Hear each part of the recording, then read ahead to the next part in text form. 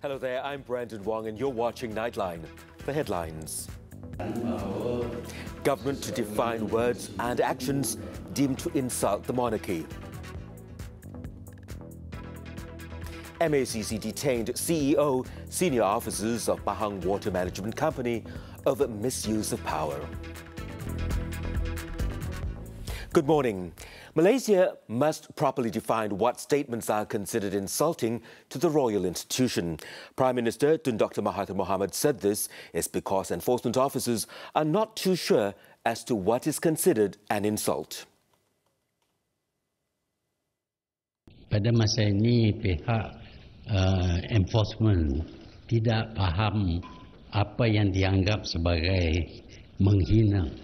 Jadi kita perlu spell out apa sebenarnya perbuatan yang dianggap ataupun perkataan yang dianggap sebagai menghina. Saya telah nyatakan bahawa di Malaysia ini sekarang ini kita amalkan kebebasan bersuara. Dan kebebasan bersuara ini kalau dia bercakap berkenaan dengan satu perkara yang factual, dia tidak boleh disalahkan. Sebaliknya kalau kita tutup mulut semua orang sehingga apabila jenayah berlaku pun kita tak boleh sebut, akan berlaku ketidakadilan dalam negara kita.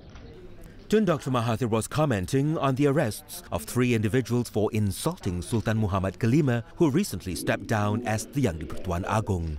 After chairing the 6th meeting of the Special Cabinet Committee on Anticorruption in Putrajaya. Police on Wednesday arrested 2 men aged 46 and 27 and a woman aged 26 under the Sedition Act over comments they made on Facebook and Twitter which they deemed insulting towards the royal institution. Earlier in Kuala Lumpur, Minister in the Prime Minister's Department, Dato' Liew Vui Keong, said the government is to enact new legislation to protect the sanctity of the institution of the monarchy from being humiliated and attacked by irresponsible people. Dato' Liew said some existing laws would also be amended for the purpose. Dato' Liew said the laws must provide for the punishment of the irresponsible people who did not respect the institution of the monarchy. The objective is to ensure that our constitutional monarchy will always be protected from all kinds of attack. He said in formulating the new laws, the government would be looking at the constitutional monarchies in some Commonwealth countries. The minister said he would bring the matter up during his meeting with the respective legal heads and secretaries general of all ministries at the end of this month.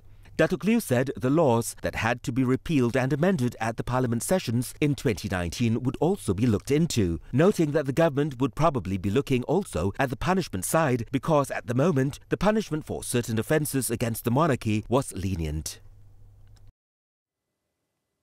The meeting between the Sultan of Johor, Sultan Ibrahim Sultan Iskandar, and Prime Minister Tun Dr. Mahathir Mohamad took place on Thursday upon an invitation from the ruler.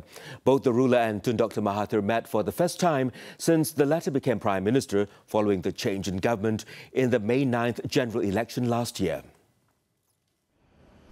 The special aircraft carrying the Prime Minister landed at the Senai International Airport at 3:30 p.m. and was greeted by Johor Menteri Besar Dato' Osman Sapian, State Executive Councillors and Iskandar Regional Development Authority IRDA Chief Executive Dato' Ismail Ibrahim. The 90-minute meeting was a private 4-eyed meeting between both Sultan Ibrahim and Tun Dr. Mahathir at Istana Bukit Serene. The Prime Minister's programme in Johor on Thursday only consisted of his audience with the Sultan. After the audience, Sultan Ibrahim drove Tun Dr. Mahathir himself to the Senai International Airport in his 34-year-old first edition Proton saga, which was presented to the late Sultan Iskandar in 1985. It was a blue-coloured first edition Proton saga bearing the registration number Proton 1.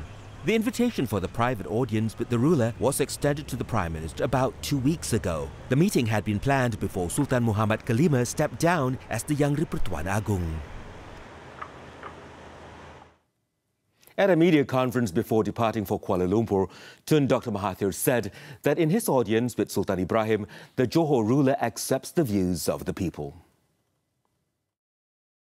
Saya boleh communicate dengan dia. Kita bersetuju supaya kita frank lah, cakap secara terus terang, tak ada ada apa nama sembunyi-sembunyi. Dan dia bagi dia punya pandangan, saya bagi saya punya pandangan.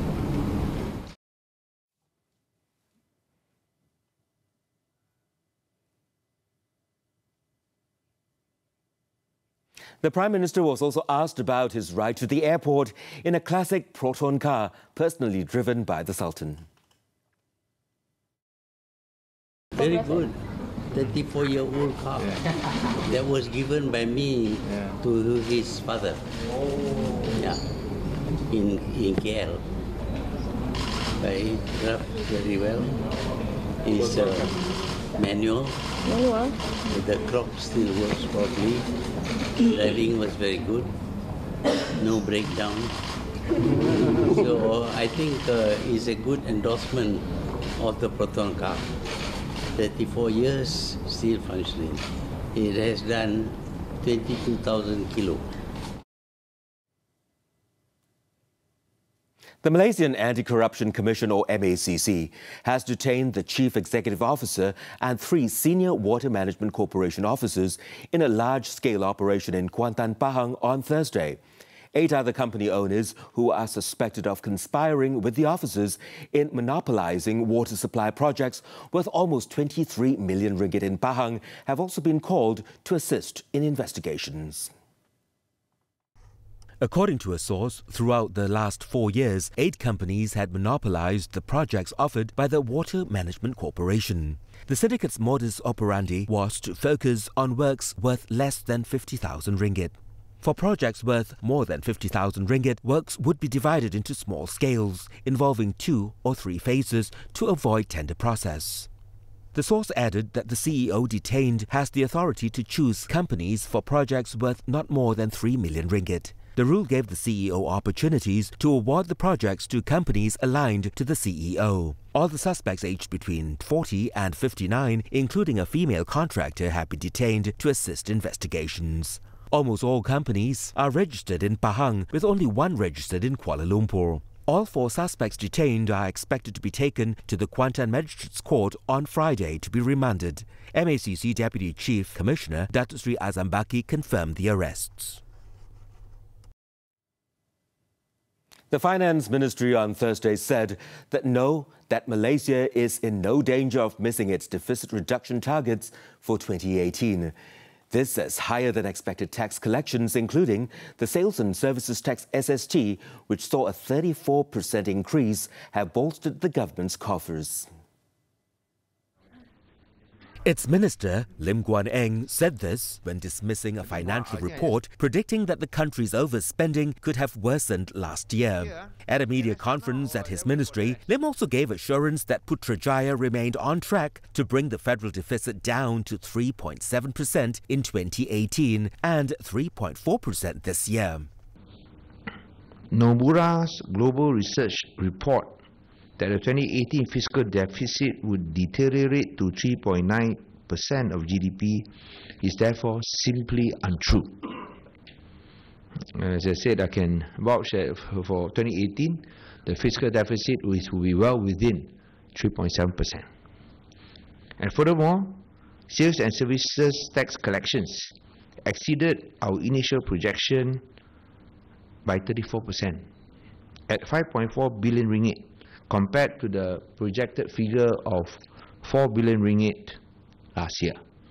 So you talk about SST collection, because we only had 2 months left to collect. We had estimated only 4 billion ringgit, but the SST collections exceeded expectations.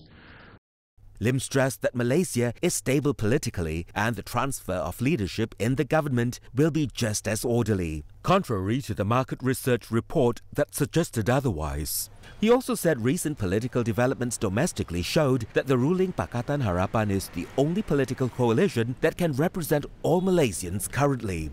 Nomura Global Research previously reported that Malaysia would record a budget deficit of 3.9% for 2018. It also claimed that the new government had been slow to implement its promised institutional reforms. The Barisan Nasional BN is fielding a former police officer, ACP Ramli Muhammad Noor, as a direct candidate for the Cameron Highlands by-election on January the 26th. BN acting president Datuk Seri Muhammad Hassan announced this in Kuala Lumpur on Thursday. The 60-year-old Ramli is a local Orang Asli who is well known in the community, and he's not from UMNO or any of the BN component parties. Datuk Seri Muhammad said BN, through a mutual understanding, would loan the seat from MIC, and the decision was to have a winnable candidate who is well accepted by the people and voters of Cameron Highlands. He also said that the BN is confident of winning 85%. The Cameron Highlands by-election is the fifth to be called after the 14th general election, following a decision by the election court to nullify BN candidate Datuk Seri Sivaraj's victory. To date, My PPP President Tan Sri M. Kaviers and DAP's M. Manogaran have been announced as candidates for the by-election.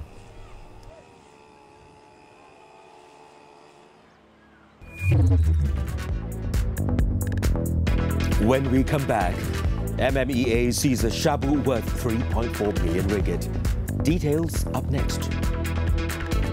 Welcome back. The government is to propose the inclusion of a provision in the Malaysian Anti-Corruption Commission Act to show the real beneficiary owners in companies. Prime Minister Tun Dr. Mahathir Mohamad said this was one of the matters decided upon at a meeting of a special cabinet committee on anti-corruption, which he chaired at Perdana Putra on Thursday. Tun Dr. Mahathir said the provision would enable the MACC to identify the real owners of any interest during their investigation. We are aware that some people, in order to avoid being charged, use some other name, other people's name, but we want to get at the beneficial owner. So even if they use other names, we will find evidence as to who is the official owner. We will take action against them. Okay? Tun Dr. Mahathir said Thursday's meeting discussed, among others, education as a means of producing a generation of integrity and of noble character in the aspect of human governance and character building. Two ministries will meet soon to discuss the possibility of introducing sex education in schools. Deputy Women, Family and Community Development Minister Hannah Yeoh said she would meet her counterpart from the Education Ministry soon to work out details of the proposed sex education syllabus. Hannah said records and statistics show that 9% of the total number of students in removed classes nationwide are sexually active. She said she will personally meet Deputy Education Minister Teo Ni Ching in the near future to facilitate the talks. She said the meeting between her ministry and the Education Ministry could lead to a solution in ensuring that sex education can be implemented at all school levels. She said failure to educate children on sex and leaving them to learn for themselves through social media could possibly ruin a generation. In Selangor, the Malaysian Maritime Enforcement Agency, MMEA, foiled an attempt by two fishermen to smuggle out of the country 23 kilograms of shabu valued at 3.4 million ringgit. MMEA Deputy Director General Vice Admiral Maritime Datuk Muhammad Zubil Mat Som on Thursday said the MMEA arrested the fishermen aged 27 and 31 and seized the drugs at about 7:30 a.m. in the waters of Tanjung Ru of Sepang near Port Klang. Datuk Muhammad Zubil said the drugs were most probably destined for Indonesia, where the market price could be 3 times more. He also said that the two fishermen became aggressive when they were about to be arrested, and it was believed that they were under the influence of drugs. Datuk Muhammad Zubil said the MMEA would inform the Indonesian authorities to conduct an investigation to find out about the drug syndicate there. The two fishermen faced the death penalty if convicted for possession of the drugs, the amount of which was the biggest the MMEA seized so far this year.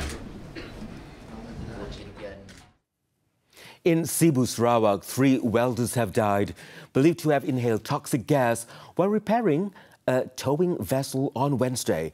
In a statement on Thursday, Sarawak Fire and Rescue Department Zone 4 Acting Chief Wan Kamarudin Wan Ahmad said the incident occurred at about 6:38 p.m. at a private shipyard. The dead were identified as Indonesians Shahrir Ramadan, Irman Shah and Bangladeshi Roni Matbo. They died at the hospital Wednesday night.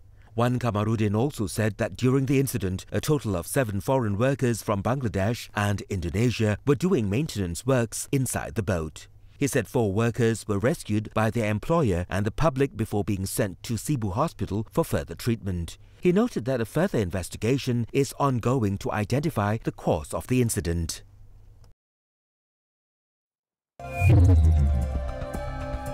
Now let's hop on to our daily segment Bites, where we take a look at what's making the rounds in the local scene.